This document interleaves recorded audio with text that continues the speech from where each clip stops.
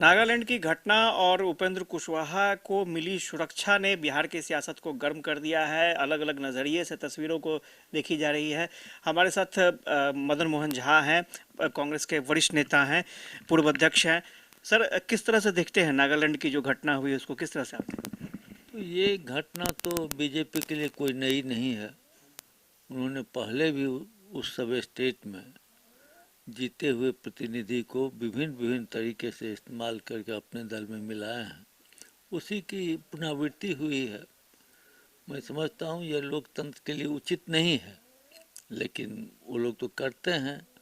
पहले साम दाम दंड भेंट से चुनाव जीतने का प्रयास करते हैं, उसके बाद भी हारते हैं, तब जीते हुए प्रतिनिधि को अपने में मिलाने का व्यवस्था करते हैं। एक चीज़ और है सर, उपेंद्र कुशवाहा जी को सुरक्षा व्यवस्था बढ़ा दी गई है, Y+ श्रेणी की सुरक्षा व्यवस्था दे दी गई है, किस तरह से देखते हैं?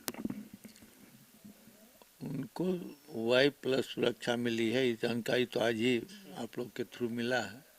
लेकिन वो सरकार, अगर ये तो केंद्रीय सरकार का एजेंसी ने शायद दिया है।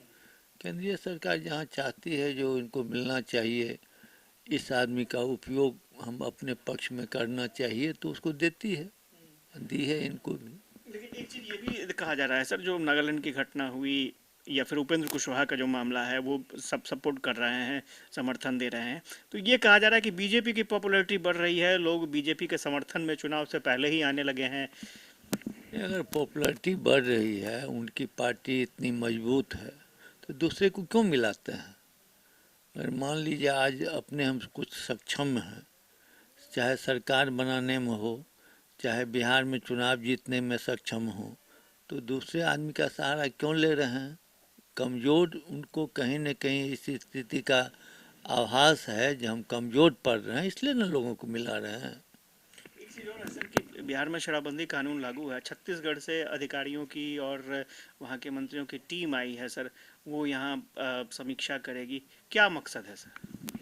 हम लोग भी रायपुर गए थे, तो जो टीम आई है उनमें से बहुतों से हम लोग की मुलाकात हो चुकी है, और सबों ने अपना अपना व्यक्तिगत रूप से, जो हम लोग वहाँ उपस्थित थे उन लोग से भी उन्होंने राय लिया था, और उसी को मैंने धरातल पर उसको कुछ करने के लिए, या क्या होगा यहाँ पर आके लोगों की क्या फीलिंग है वो लेगी, उसके बाद अपना सरकार में जो निर्णय होगा वो करेगी।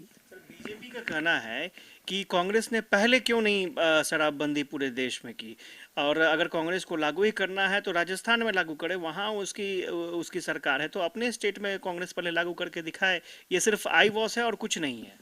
नहीं, आए वास क्या है, अभी तो कुछ हुआ नहीं है।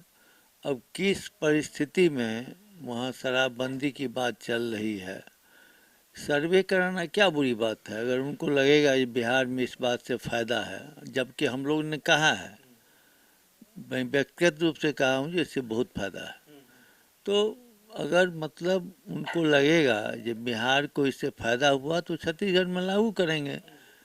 अगर मान लीजिए लागू करना रहता तो यहाँ सर्वे करने क्यों आते? हम लोग कह दिए कर देते।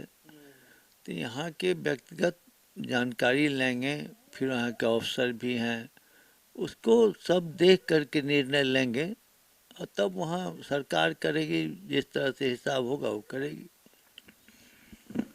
तो मदन मोहन झा थे और ये बता रहे थे कि जो नागालैंड की परिस्थितियां थी, वहाँ की परिस्थितियां लगभग ऐसी ही रहती हैं और हर बार ये तस्वीर निकल कर सामने आती है। उपेंद्र कुशवाहा को सुरक्षा व्यवस्था दिया गया है तो स्वाभाविक तौर पर एक कोशिश है कि लोगों को सुरक्षा व्यवस्था के नाम पर गोलबंद किया जाए, अपने समर्थन में लाया जाए। लेकिन बड़ी बात यह है कि अगर बीजेपी खुद को मजबूत समझती है तो कम से कम दूसरे लोगों को, दूसरे दल के नेताओं को तोड़ने की आवश्यकता नहीं है।